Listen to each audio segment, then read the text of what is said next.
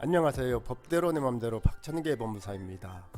제 영상이 유익하시다면 구독과 좋아요 부탁드립니다. 오늘 제목은 층간소음 무엇이 문제인가입니다. 아파트 등 공동주택에서의 층간소음으로 인한 다툼이 자주 발생합니다. 오늘은 아파트 아래층에서 2층을 향해 보복소음을 일으켜 거액을 손해배상하게 된 사례를 소개합니다. 나평원씨 부부는 2018년 6월 12일 별처럼 아파트 501호를 사서 이사했습니다. 그 아래층 401호에는 이소음씨 부부가 2014년부터 살고 있었습니다. 이소음씨 부부는 나평원씨 부부가 이사온 다음날인 2018년 6월 13일경부터 2020년 1월 10일까지 수차례에 걸쳐 이들 부부가 층간소음을 발생한다면서 경비실에 신고했습니다. 한편 이소음씨 부부는 이에 대한 보복으로 우퍼 스피커를 설치하여 소음과 진동을 발생시킴으로써 나평원씨 부부의 평온한 삶을 방해했습니다. 그런데 이소음씨 부부는 이러한 일을 한 사실이 없다고 발뺌했습니다. 그러나 다른 이웃들도 이러한 소음과 진동이 있었다는 사실을 매우 구체적으로 묘사한 사실 확인서를 작성했고, 출동한 경찰도 사건 내역에 기록했다는 점을 보면 이씨 부부의 행위는 명백했습니다. 특히 나평원씨 부부가 이 501호에 이사 오기 전 세입자들도 이소음씨 부부의 계속된 소음 민원 신고로 이사를 나갔고, 이씨 부부는 나씨 부부가 이사온 다음날부터 층간소음으로 민원을 접수했습니다. 이 소음씨 부부는 2018년 7월 15일 나평원씨 부부가 층간소음을 일으킨다고 2차례 민원을 접수했습니다.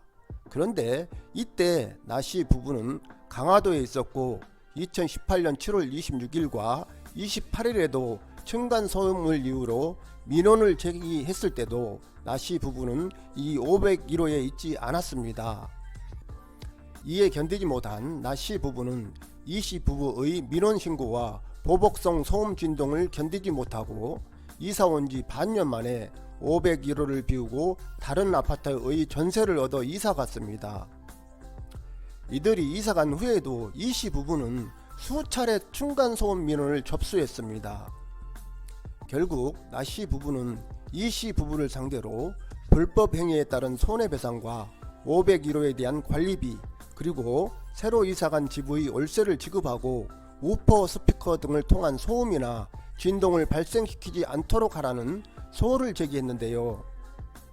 이에 재판부는 이소음씨 부부는 나평원씨 부부에게 이자료 1000만원과 다른 곳으로 이사가면서 지불한 1년치 월세 1960만원을 지급하라 함과 아울러 이소음씨가 거주하는 401호에 우퍼 스피커나 유사 음향장치 등을 소음이나 진동을 발생시키기 위한 목적으로 설치 작동하여 501호의 각종 음악소리, 공사장 소리, 사람 소리, 기계음 소리, 자동차 소리, 항공기 소리, 헤비메탈 음악 소리 등의 소음을 전달하는 행위와 진동을 울리게 해서는 안된다.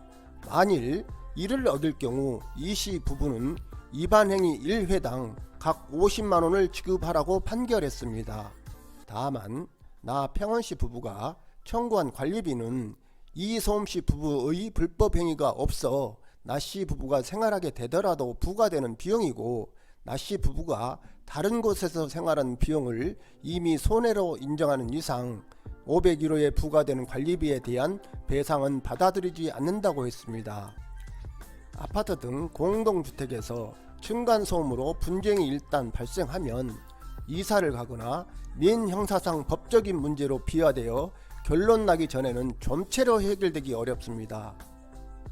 아파트 등 공동주택에 거주하는 사람은 이웃집에서 발생하는 통상적인 수준의 소음은 어느 정도 감내, 즉 참아내야 할 의무가 있고, 그 이웃집 역시 공동주택에 거주하는 사람으로서 이웃을 배려하여 과다한 소음을 발생시키지 않아야 할 의무가 있습니다. 이는 우리 민법 제217조에서 규정하고 있습니다. 그런데 이를 의무로 보기보다는 이웃에 대한 배려라고 생각하고 이해하려고 노력해야 합니다. 어느 정도의 소음이 있더라도 이에 둔감해질 필요가 있습니다. 소음이 있다고 생각하는 순간을 잘 벗어나야 합니다. 일시적 소음은 무조건 참아야 합니다. 지속적인 소음은 정중하게 부탁해야 서로의 감정이 상하지 않습니다. 항의를 받더라도 애써 신경 쓰지 않는 것이 바람직합니다. 소음을 일으킨다고 항의를 받는 순간 또는 소음이 발생한다고 항의하는 순간 거기에 몰입되면 웬만해서는 빠져나오기 어렵습니다. 결국은 분쟁이 일어나고 크게 번질 수 있음을 늘 생각해야 합니다. 층간소음으로 인한 갈등이 발생하여 좋게 풀리지 않으면 여러가지 방법으로 보복이 일어납니다. 위층에서의 항의 소음을 일으키는 방법은 발찍기, 점프, 달리기, 의자 떨어뜨리기, 문 3개 닫기, 가구 끌기, 아령 굴리기 등이고, 아래층의 항의성 소음은 골프채로 천정 두드리기, 천정을 통해 스피커 틀기, 새벽에 라디오 크게 틀기, 인터폰 누르기 등 다양합니다. 법원의 판결을 통해 나타난 층간소음 분쟁 사례를 일부 소개합니다. 아주 다양하고 사람의 생명을 앗아가는 일도 발생했습니다.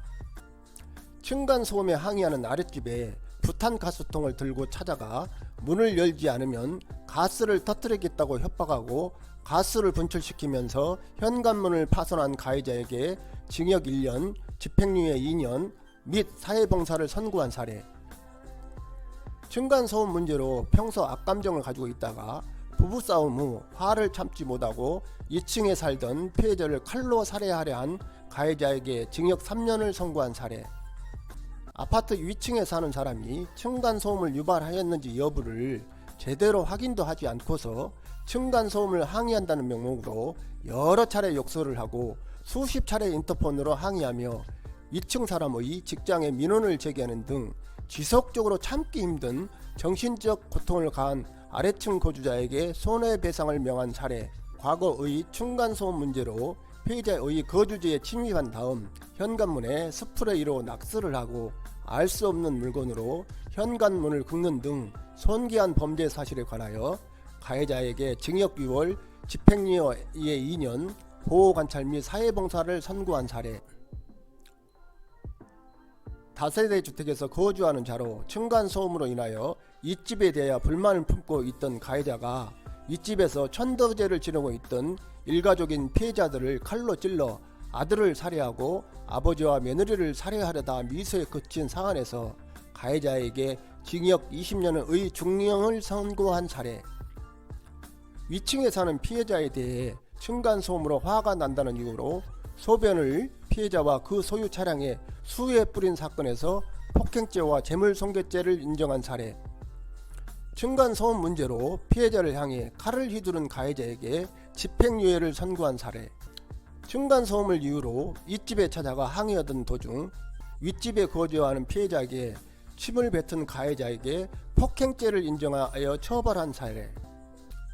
층간소음 문제로 평소 자주 욕설을 하는 등 다툼이 있던 위층 피해자 부부에게 낫으로 머리를 찍는 등 살해하려다가 미수에 그치고 피해자 부부에게 약 4주 또는 3주간의 치료를 요하는 상해를 가한 가해자에게 징역 7년을 선고한 사례.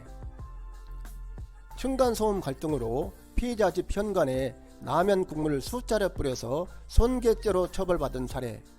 위층에서 서너 살 정도의 어린아이가 뛰어다니거나 성인 남성 한 사람이 걸어가는 경우 쿵쿵 소리가 들리기는 하였으나 멀리서 나는 소리가 들리는 듯한 정도였고 숟가락, 딱풀, 텔레비전, 리모컨, 젓가락, 자, 볼펜 등을 떨어뜨릴 경우 아주 작은 소리가 들렸으며 식탁용 의자의 다리에 커버를 씌우지 않고 끌 경우 명확히 삐 하는 소리가 들렸으나 커버를 씌울 경우 아무런 소리가 들리지 않는 점 등을 볼 때 이를 층간소음이라고 보기 어렵다며 원고들의 손해배상 청구를 기각한 사례 등입니다.